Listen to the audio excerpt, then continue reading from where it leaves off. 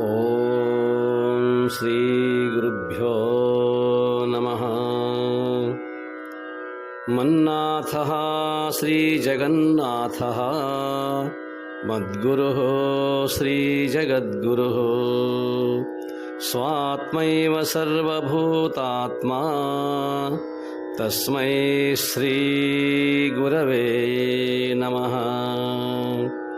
ಶ್ರೀ ಭಗವಾನುವಾಚ ಯಯೇನಂ ವೇತ್ತಿ ಹಂತಾರಂ ಯಶ್ಚೈನಂ ಮನ್ಯತೆ ಹತಂ ಉಭೌ ತೌ ನ ವಿಜಾನೀತಃ ನಾಯಂ ಹಂತ್ಯ ನ ಹನ್ಯತೆ. ಆತ್ಮನು ಕೊಲ್ಲುವವನೆಂದು ಕೊಲ್ಲಲ್ಪಡುವವನೆಂದು ಯಾರು ಭಾವಿಸುತ್ತಾರೆಯೋ ಅವರು ಅಜ್ಞಾನಿಗಳೇ ಸರಿ. ಈ ಆತ್ಮನು ಕೊಲ್ಲುವುದಿಲ್ಲ, ಕೊಲ್ಲಲ್ಪಡುವವನೂ ಅಲ್ಲ.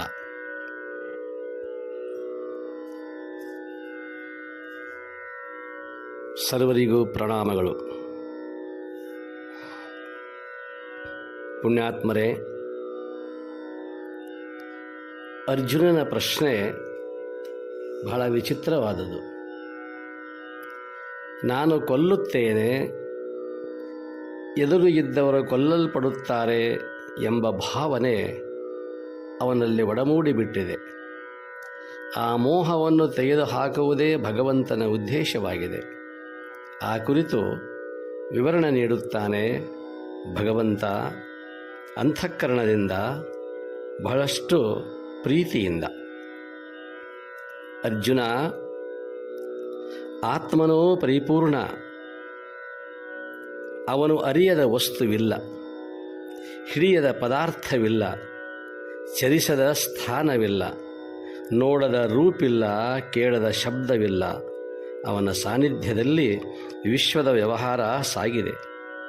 ಅವನು ಮಾತ್ರ ಇಷ್ಟೆಲ್ಲ ಕಾರ್ಯಗಳಿಗೆ ಕಾರಣಿಕನಾದರೂ ಅಕರ್ತ, ಅಭೋಕ್ತ, ಇಂದ್ರಿಯಾತೀತ, ಪ್ರಮಾತೃ, ಭೋಕ್ತೃ ಹಾಗೂ ಕರ್ತೃ ಸಾಕ್ಷಿ.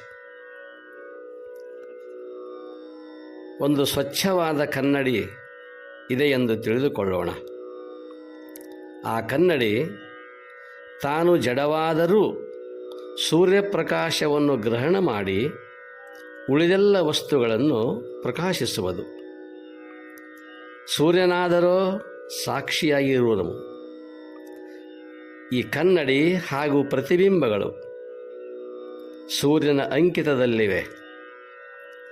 ಆದರೆ ಅವನು ವಿಶ್ವವನ್ನು ಪ್ರಕಾಶಿಸುತ್ತಾನೆಯೇ ವಿನಃ ಈ ಕನ್ನಡಿ ಹಾಗೂ ಪ್ರತಿಬಿಂಬಗಳು ವಿಶ್ವವನ್ನು ಪ್ರಕಾಶನ ಮಾಡುವುದಿಲ್ಲ. ಅವು ಸೂರ್ಯನನ್ನು ಪ್ರಕಾಶಿಸುವುದೂ ಇಲ್ಲ. ಸೂರ್ಯ ಮಾತ್ರ ಸ್ವಯಂ ಪ್ರಕಾಶ. ಅದರಂತೆ ಆತ್ಮನು ಸ್ವಯಂ ಪ್ರಕಾಶಕ ಸೂರ್ಯ. ಅಂತಃಕರಣವು ಜಡದರ್ಪಣ, ಇದೊಂದು ಜಡವಾದ ಕನ್ನಡಿ. ಪ್ರಮಾತೃ ಪ್ರತಿಬಿಂಬ. ಈ ಪ್ರಮಾತೃ ಜಾಗ್ರದಲ್ಲಿ ವಿಶ್ವಜೀವನೆನಿಸಿ ಬಾಹ್ಯ ವಿಷಯಗಳನ್ನು ಪ್ರಕಾಶನ ಮಾಡುತ್ತಾನೆ. ಸ್ವಪ್ನ ಪ್ರಪಂಚದಲ್ಲಿ ತೈಜಸ ಜೀವನೆನಿಸಿ ಸ್ವಾಪ್ನಿಕ ಪದಾರ್ಥಗಳನ್ನು, ಅಲ್ಲಿ ಇರುವ ಅನೇಕ ಪದಾರ್ಥಗಳನ್ನು ಪ್ರಕಾಶಗೊಳಿಸುತ್ತಾನೆ. ಇನ್ನು ಸುಪ್ತಾವಸ್ಥೆಯಲ್ಲಿ ಪ್ರಾಜ್ಞ ಜೀವನೆನಿಸಿ ಅಜ್ಞಾನ ಅಂಧಕಾರಗಳನ್ನು ಪ್ರಕಾಶನ ಮಾಡುತ್ತಾನೆ. ತುರ್ಯ ಹಾಗೂ ತುರ್ಯಾತೀತ ಅವಸ್ಥೆಗಳಲ್ಲಿ ಪಾರಮಾರ್ಥಿಕ ಹಾಗೂ ಉನ್ಮನಿ ಜೀವನೆನಿಸಿ ದೈವೀ ಭಾವನೆಗಳನ್ನು ಪ್ರಕಾಶನ ಮಾಡುತ್ತಾನೆ. ಹೀಗೆ ವಿಶ್ವವನ್ನೇ ಪ್ರಕಾಶಿಸುವ ಈ ಪ್ರಮಾತೃ ಹಾಗೂ ಅವನ ವಾಸಸ್ಥಾನವಾದ ಅಂತಃಕರಣ ಆತ್ಮನ ಅಂಕಿತಕ್ಕೆ ಒಳಪಟ್ಟಿವೆ. ಪ್ರಮಾತೃ ಹಾಗೂ ಅಂತಃಕರಣ ಇವೆರಡೂ ಮೂಲ ಆತ್ಮನಿಗೆ, ಅವನ ಅಂಕಿತಕ್ಕೆ ಒಳಪಟ್ಟವುಗಳು. ಅವುಗಳಿಗೆ ಆತ್ಮನನ್ನು ತೋರಿಸುವ ಸಾಮರ್ಥ್ಯವೇ ಇಲ್ಲ. ಅವನು ಅತೀತ ದೇವ. ಪ್ರಮಾತೃ, ಪ್ರಮಾಣ, ಪ್ರಮೇಯ, ಪ್ರಮಾ ಇವುಗಳ ಇರುವಿಕೆಯನ್ನು ಎದುರಿಟ್ಟು ಕಾಣುವ ಪ್ರತ್ಯಕ್ಷ ಚೇತನ. ಇಂಥ ಆತ್ಮನು ಕೊಲ್ಲುತ್ತಾನೆ, ಕೊಲೆಯಾಗುತ್ತಾನೆ ಎಂದು ತಿಳಿಯುವವರು ತಿರಿಗೇಡಿಗಳು. ಒಂದು ಮಡಿಕೆ, ಒಂದು ಗಡಿಗೆ, ಒಂದು ಕುಡಿಕೆ ಒಡೆದಾಗ ಒಳಗಿರುವ ಆಕಾಶದ ಕೊಲೆಯಾಯಿತೆಂದು ಹೇಳುವುದು ಅದು ದಡ್ಡತನವಲ್ಲವೇ? ಅದ್ಯಾವ ಜಾಣತನ? ದೇಹದಿಂದ ಕೊಲ್ಲುವ ಕಾರ್ಯ ನಡೆದಾಗ ಅಥವಾ ದೇಹವಿದು ಕೊಲ್ಲಲ್ಪಟ್ಟಾಗ ಒಳಗಿರುವ ಪರಿಸೂಕ್ಷ್ಮ ಆತ್ಮನಿಗೆ ಅದರಿಂದ ಆಗುವ ಬಾಧೆಯಾದರೂ ಏನು? ಅಷ್ಟೇ ಅಲ್ಲ, ಕೊಲ್ಲಿಸಿಕೊಳ್ಳುವ ಭಾವನೆಗಳು ಕೂಡ ಅವನಿಗೆ ಸಂಬಂಧಪಟ್ಟವುಗಳೂ ಅಲ್ಲ. ಅವು ಅಹಂಕಾರದ ತೆರೆಗಳು, ಮನಸ್ಸಿನ ಉದ್ರೇಕಗಳು ಮಾತ್ರ. ಈ ಅಹಂಕಾರದ ಸಂಸರ್ಗದಿಂದ ಆತ್ಮದಲ್ಲಿ ಆ ವಿವಿಧ ಭಾವನೆಗಳು ತೋರುವವು. ಅಹಂಗತ ಕರ್ತೃತ್ವ, ಭೋಕ್ತೃತ್ವಗಳು ಅವನ ಮೇಲೆ ಆರೋಪಿಸಲ್ಪಟ್ಟವು. ಕಂಬಾರನು ಒಂದು ಕಬ್ಬಿಣದ ತುಂಡನ್ನು ಬೆಂಕಿಯಲ್ಲಿ ಇಟ್ಟು ಕಾಶಿ ಅಡಿಗಲ್ಲ ಮೇಲೆ ಇಟ್ಟು ದೊಡ್ಡ ಸುತ್ತಿಗೆಯಿಂದ ಆ ಕಬ್ಬಿಣವನ್ನು ಬಡಿದಾಗ ಆ ಪೆಟ್ಟು ಬೆಂಕಿಗೆ ಬಿದ್ದಂತೆ ಕಂಡರೂ ಅದು ಬೆಂಕಿಗಲ್ಲ, ಲೋಹಕ್ಕೆ. ನಾವು ಬಡಿಯುವುದು ಕಬ್ಬಿಣಕ್ಕೆ ವಿನಃ ಬೆಂಕಿಗೆ ಅಲ್ಲ. ಹಾಗೆಯೇ ಮನೋವಿಶಿಷ್ಟ ಆತ್ಮದ ಮೇಲೆ ಬೀಳುವ ಹಂತ, ಹತಃ, ಕೊಲ್ಲುವವ, ಕೊಲ್ಲಲ್ಪಡುವವ ಈ ಮುಂತಾದ ಭಾವರೂಪ ಆಘಾತಗಳು ಆತ್ಮನಿಗೆ ಎಂದು ಕಂಡರೂ ವಾಸ್ತವಿಕವಾಗಿ ಅವನಿಗಲ್ಲ, ಅಹಂಕಾರಯುಕ್ತ ಮನಸ್ಸಿಗೆ ಮಾತ್ರ.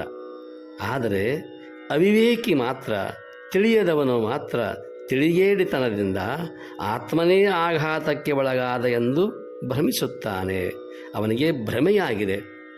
ಏಕೆಂದರೆ ನಿತ್ಯಾನಿತ್ಯ ವಸ್ತು ವಿವೇಕದ, ಸಾರಾಸಾರ ವಿಚಾರದ ಜ್ಞಾನ ಅವನಿಗಿಲ್ಲ. ಭ್ರಮಿತನಾಗಿದ್ದಾನೆ, ಭ್ರಾಂತಿಯಲ್ಲಿದ್ದಾನೆ. ಒಬ್ಬ ಮುದುಕ, ವಯೋವೃದ್ಧ, ಮನೆಯಲ್ಲಿ 4-6 ಜನ ಮಕ್ಕಳು, ಮೊಮ್ಮಕ್ಕಳು, ತನ್ನದೇ ಆಗಿರುವಂಥ ಒಂದು ಆಸನದಲ್ಲಿ ತಾನು ಮಲಗುವವ. ಒಂದು ದಿನ ಬಹಿರ್ದೇಶಕ್ಕೆ ಹೋದ. ನಸುಕಿನಲ್ಲಿ ಎದ್ದು ಶೌಚಕ್ಕೆ ಹೋದ. ಪೃಷ್ಠಪ್ರಕ್ಷಾಲನವನ್ನು ಮಾಡಿಕೊಂಡು ನೀರು ಮುಟ್ಟಿಕೊಂಡು ಆನಂತರ ನೋಡುತ್ತಾನೆ, ನೆಲವೆಲ್ಲ ರಕ್ತವರ್ಣವಾಗಿದೆ. ಕೈ, ತಂಬಿಗೆ ಎಲ್ಲವೂ ಕೆಂಪ. ತನಗೇನೋ ರೋಗವೇ ಬಂದಿದೆ ಎಂದು ಭ್ರಮಿತನಾದ. ನನ್ನ ಮೈಯಿಂದ, ನನ್ನ ಪೃಷ್ಠಭಾಗದಿಂದ ರಕ್ತ ಸುರಿದಿದೆ ಎಂದು ಭಾವಿಸಿದ. ಧೈರ್ಯವನ್ನು ಕಳೆದುಕೊಂಡ. ಮೂರ್ಛೆ ಹೋಗಿ ಆ ಶೌಚ ಸ್ಥಾನದಲ್ಲಿಯೇ ಬಿದ್ದ. ಮಕ್ಕಳು, ಮೊಮ್ಮಕ್ಕಳು ಬಂದು ಉಪಚರಿಸುತ್ತಾರೆ. ಅನೇಕ ವೈದ್ಯಕೀಯ ಉಪಚಾರದ ನಂತರ ಎಚ್ಚರಾದ. ಅವನ ಭಯ, ಆ ಭೀತಿ ಭೂತಾಕಾರವನ್ನು ತಾಳಿತ್ತು. ಈ ಕ್ಷಣದಲ್ಲೋ ಇನ್ನೊಂದು ಕ್ಷಣದಲ್ಲೋ ಸಾಯುವ ಸ್ಥಿತಿಯಲ್ಲಿದ್ದ. ಅಷ್ಟರಲ್ಲಿ ಅವನ ಇನ್ನೊಬ್ಬ ಚಿಕ್ಕ ಮೊಮ್ಮಗಳು ಬಂದು ನೋಡುತ್ತಾಳೆ. ನಾನು ಕಲಿಸಿಟ್ಟ ಬಣ್ಣದ ತಂಬಿಗೆ ಎಲ್ಲಿದೆ? ಅವನಿಗೆ, ಆ ಮಗುವಿಗೆ ಅಜ್ಜನಿಗೆ ಆದ ಪರಿಸ್ಥಿತಿ ಗೊತ್ತಿಲ್ಲ. ಅವಳು ಅನ್ನುತ್ತಾಳೆ, ಆ ಚಿಕ್ಕ ಮೊಮ್ಮಗಳು, ಅವನು ಒಯ್ದ ತಂಬಿಗೆಯಲ್ಲಿ, ಆ ಅಜ್ಜ ಒಯ್ದ ತಂಬಿಗೆಯಲ್ಲಿ ಆ ಮೊಮ್ಮಗಳು ರಾತ್ರಿ ಸಮಯದಲ್ಲಿ ಆಟವಾಡುವಾಗ ಕೆಂಪು ಬಣ್ಣವನ್ನು ಕಲಿಸಿಟ್ಟಿದ್ದಳು. ನನ್ನ ಆಟದ ತಂಬಿಗೆ, ಬಣ್ಣದ ತಂಬಿಗೆ ಎಲ್ಲಿದೆ ಎಂದು ಕೇಳಿದಾಗ ಆ ಕ್ಷಣವೇ ಅವನ ಭೀತಿ ನಿವಾರಣೆಯಾಯಿತು. ಮೂರ್ಛಿತನಾದ. ವೈದ್ಯಕೀಯ ಉಪಚಾರ ಏನೆಲ್ಲವೂ ಆಗಿತ್ತು. ಆದರೆ ಅವನಿಗೆ ಆ ಬಣ್ಣದಲ್ಲಿ ರಕ್ತದ ಭ್ರಾಂತಿ ಇತ್ತೇ ವಿನಃ ವಾಸ್ತವಿಕ ಸ್ಥಿತಿಯಲ್ಲಿ ರಕ್ತ ಅಲ್ಲ. ಆ ಕ್ಷಣದಲ್ಲಿ ಅವನ ಭೀತಿ, ಭಯ ಎಲ್ಲವೂ ಮಟ್ಟಮಾಯವಾಯಿತು. ಹಾಗೆ ಮನುಷ್ಯನಲ್ಲಿ, ಈ ಮನುಷ್ಯನಿಗೆ ಆತ್ಮನಲ್ಲಿ ಇಲ್ಲದ ಈ ಅಹಂಕಾರ ರೋಗ ಅಂಟಿದೆ, ಅವನನ್ನು ಕೊಲ್ಲುತ್ತಿದೆ. ಈ ಜರ, ಮೃತ್ಯು ಕಲ್ಪನೆಯನ್ನು ಹುಟ್ಟಿಸಿ ಅಳಿಸುತ್ತಿದೆ. ಆ ಸಂದರ್ಭದಲ್ಲಿ ಅವನ ಭ್ರಾಂತಿಯನ್ನು ದೂರು ಮಾಡುವವನು ಗುರು, ದೇವತಾ ಹಾಗೂ ವೇದಗಳ ಅನುಗ್ರಹದಿಂದ ಆತ್ಮನ ವಾಸ್ತವಿಕ ಸ್ವರೂಪ ತಿಳಿಯಿತೆಂದರೆ ಆ ಅಹಂಕಾರ ರೋಗ, ಆ ಭ್ರಾಂತಿ ಅದೇ ಕ್ಷಣದಲ್ಲಿ ಮಾಯವಾಗಿ ಬಿಡುತ್ತದೆ. ಅದರೊಂದಿಗೆ ತೋರಿದ ಹಂತ, ಕೊಲ್ಲುವವ, ಹತಃ ಕೊಲ್ಲಲ್ಪಡುವವ, ಇವೆಲ್ಲ ಭಾವನೆಗಳು ವಿನಷ್ಟವಾಗಿ ಬಿಡುತ್ತವೆ.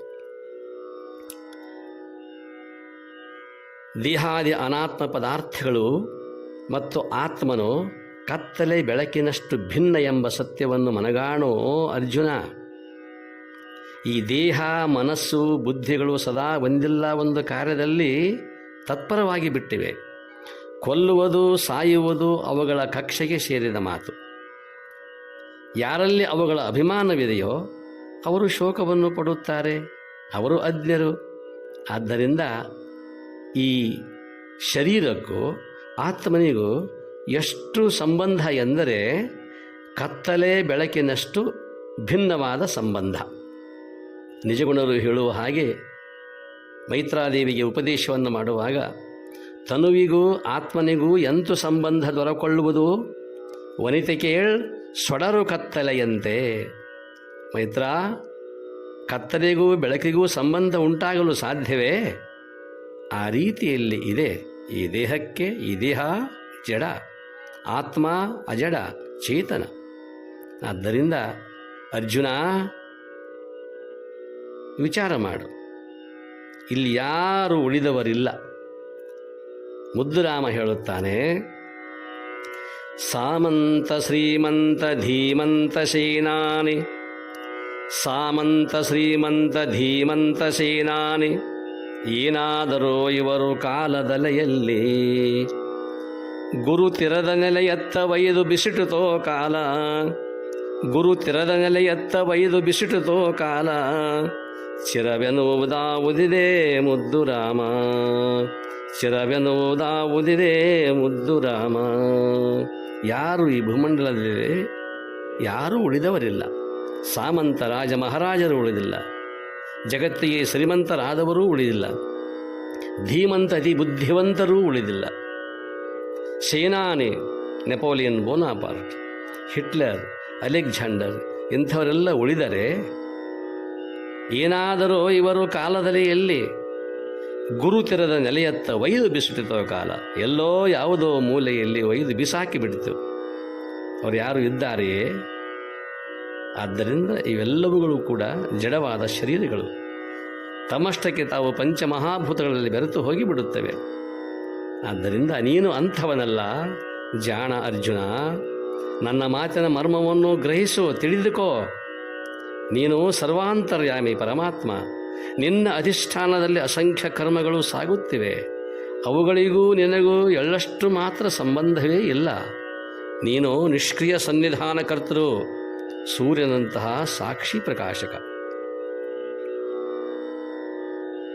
ಧಾಷ್ಟತನದಿಂದ, ಬಹಳ ಪ್ರೀತಿಯಿಂದ ಅರ್ಜುನನ ಮನಸ್ಸು ಹೃದಯ ಕರಗುವಂತೆ ಉಪದೇಶ ಮಾಡುವಾಗ ಅರ್ಜುನ ಎಷ್ಟು ವಿಧೇಯನಾಗಿ, ವಿನೀತನಾಗಿ ಭಗವಂತನ ಮುಖಾರವಿಂದ ಬರುವಂತಹ ಶಬ್ದಗಳನ್ನು ಕೇಳಿದಾಗ, ಇದು ಯುದ್ಧಭೂಮಿಯೋ, ಉಪದೇಶದ ನೆಲೆಯೋ, ಇದೊಂದು ಗುರುಸ್ಥಾನವೋ ಎಂಬಷ್ಟು ಆಶ್ಚರ್ಯಗೊಳ್ಳುತ್ತದೆ. ಅವನಿಗೂ ಆಶ್ಚರ್ಯವಾಗ್ತದೆ. ಆವಾಗ ಅರ್ಜುನ ಕೇಳ್ತಾನೆ, ಕೃಷ್ಣ, ಭಗವಂತ, ನಿನ್ನ ಮುಖದಿಂದ ಇಂಥ ಚೇತೋಹಾರಿ ತಾತ್ವಿಕ ನುಡಿಗಳನ್ನು ನಾನೆಂದಿಗೂ ಕೇಳಿರಲಿಲ್ಲ. ಬರೀ ವ್ಯವಹಾರದಲ್ಲಿ ತೊಡಗಿದ್ದೆ. ದಾಯಾದಿ ಮತ್ಸರದಲ್ಲಿ ಅನೇಕ ಕುಟಿಲ ಕುತಂತ್ರಗಳನ್ನು ನಿನ್ನ ಮುಖದಿಂದ ಆ ಸಂದರ್ಭದಲ್ಲಿ ಕೇಳಿದ್ದೆ, ನೋಡಿದ್ದೆ, ಅನುಭವಿಸಿದ್ದೆ. ಆದರೆ ಈಗ ನೀನು ಮಾಡುತ್ತಿರುವ ಉಪದೇಶ ಇದೆಲ್ಲವೂ ಹೊಸದಾಗಿರತಕ್ಕಂತಹ ಸಂಗತಿ, ಬಹಳಷ್ಟು ರಮ್ಯ, ಇನ್ನಷ್ಟು ಮತ್ತಷ್ಟು ಕೇಳಬೇಕೆಂದೆನಿಸುತ್ತದೆ. ಹೇಳು ಭಗವಂತ, ನಾನು ದೇಹವಲ್ಲವೇ? ನಾನು ಆತ್ಮನೋ? ಅವನು ಅಮರ ಎಂದೆಲ್ಲ. ಏನಿದರ ಅರ್ಥ?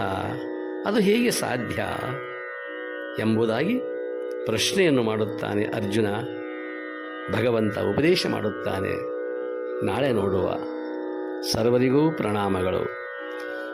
ಓಂ ಶಾಂತಿ ಶಾಂತಿ ಶಾಂತಿ.